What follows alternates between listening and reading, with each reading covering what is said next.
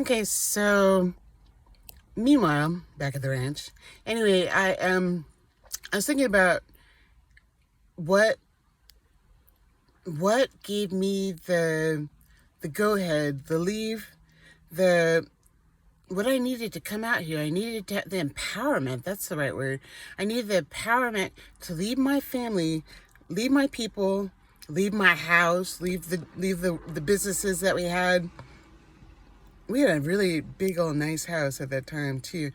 To leave all that behind and come out here to San Jacinto, which is that, honestly, I had in 1992, when I was actually graduating from college, I'd already heard the Lord tell me, it's time for you to leave, Tony Pace. At that time, I was like, no, I can't leave. My parents expected me to be a part of their church. They just started a new church. I can't go. Already obligated to be with them. And I did that for over 30 years. So, I never fully received God's blessings. I never received the things that He had for me, and I certainly wasn't in His plan. I was teaching, and God used me to touch a lot of people's lives. I was teaching, I was in counseling, I got into administration, and God did use me to touch a lot of people's lives. I have a good heart. It's my intention to do what's right with God and His people, but I just flatly refused to leave.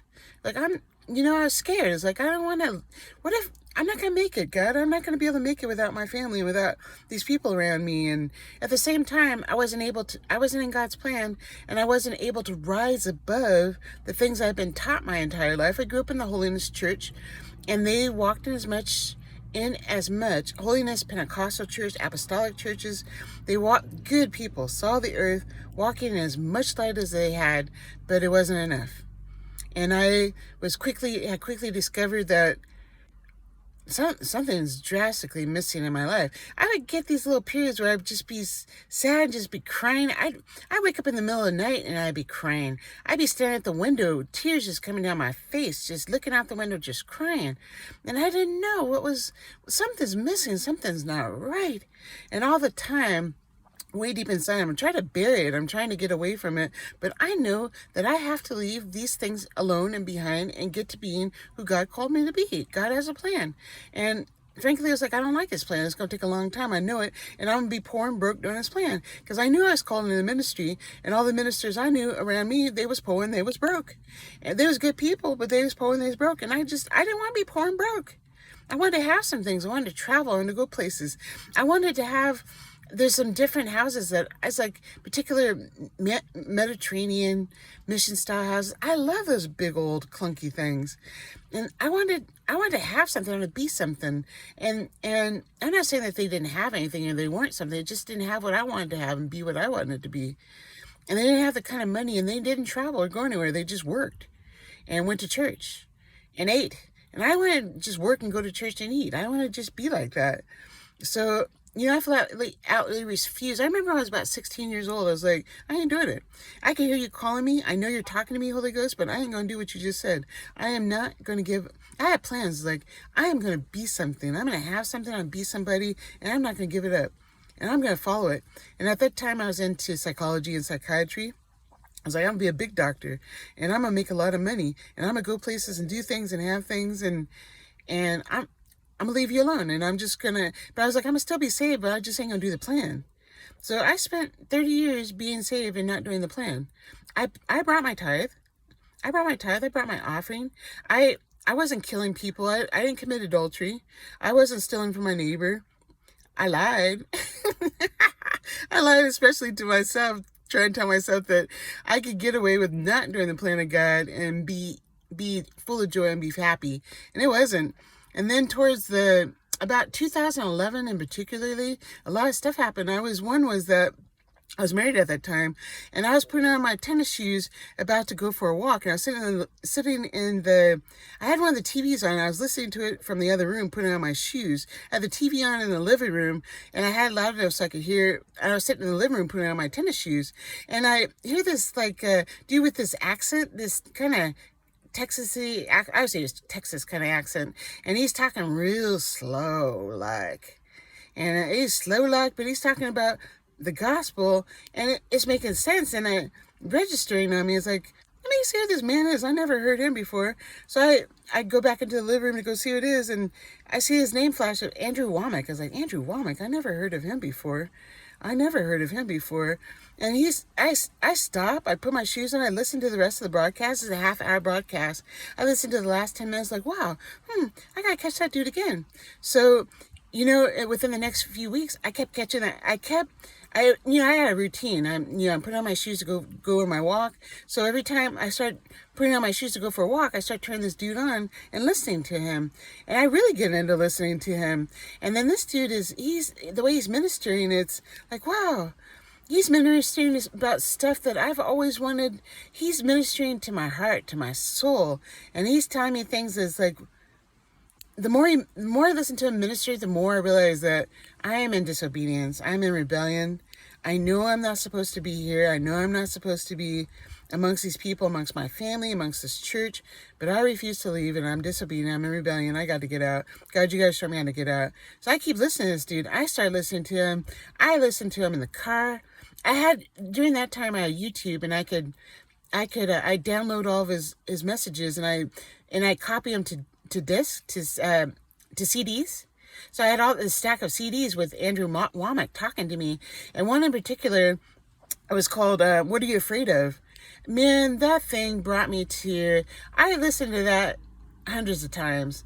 And the first time I listened to it, I wept. I was by myself, and I just wept for like hours. It's like, what are you afraid of? And that was me, just plain old scared to step out and do what God told me to do, like he told me to do it. And I was just terribly unhappy, terribly upset, and I'm already getting sick. I'm actually getting physically sick, and I'm actually having weird nervous symptoms happening to me at the same time. Anyway, so I'm listening to this tape, and he's talking about this woman that she had cancer, and she'd come to one of Brother Andrew Womack's healing meetings, and he ministered to her. She'd gotten completely, she's at the throes of dying. She'd gotten completely, totally healed, and God healed this woman.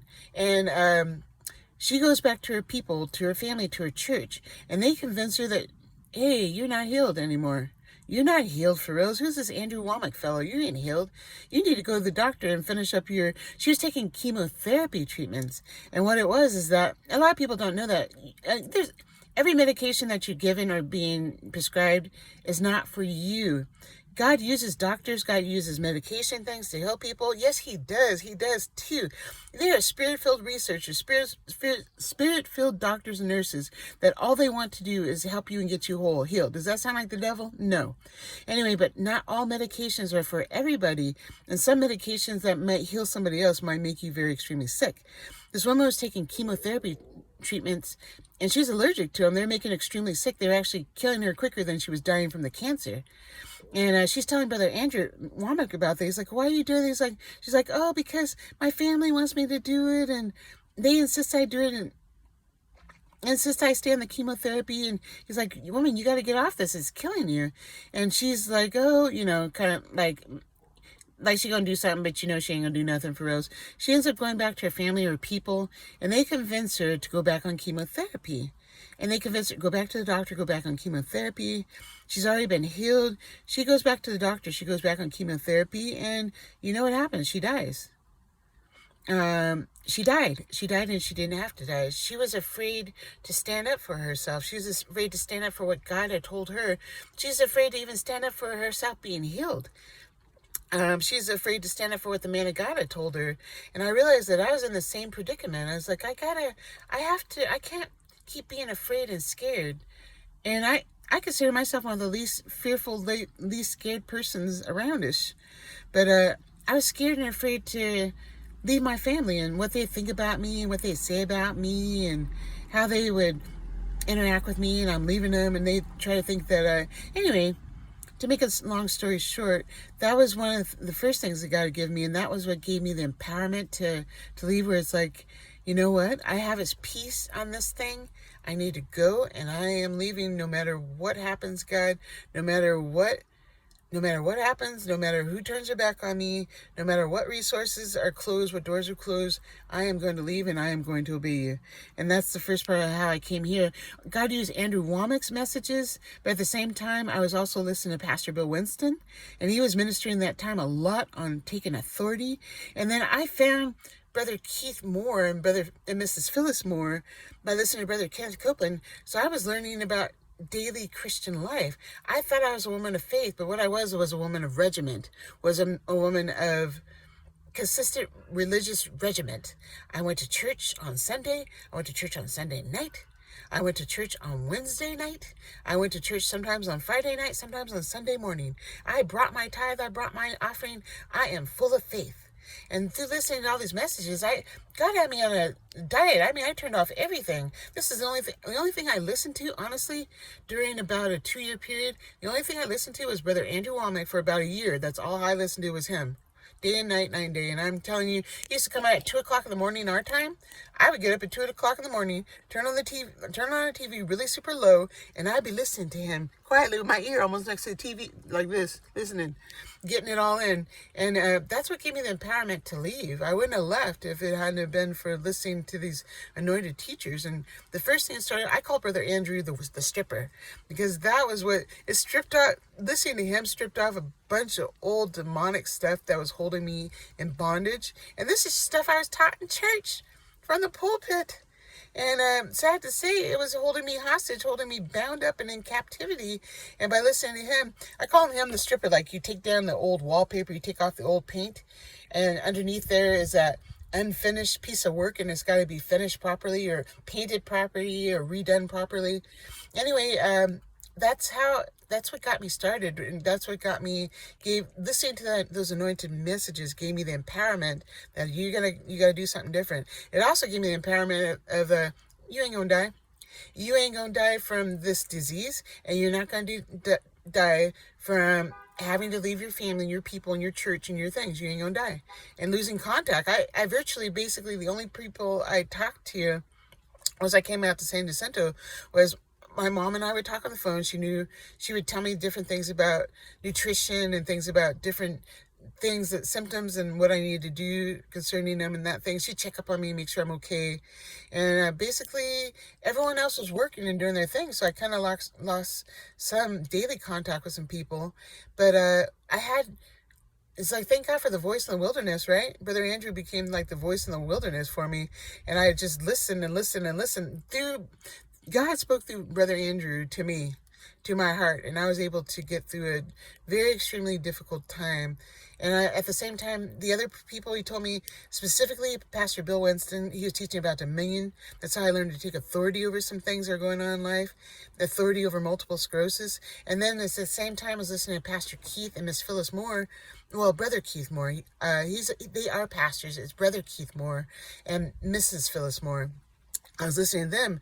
I listened day and night, night and day. Every time you turn, that's what I had on. And thank God that I got through that time. I'm still here. Look at me. I'm still here, and I'm still listening to the same people. And I'm growing. I'm doing. And I thank the Lord. Okay. Amen.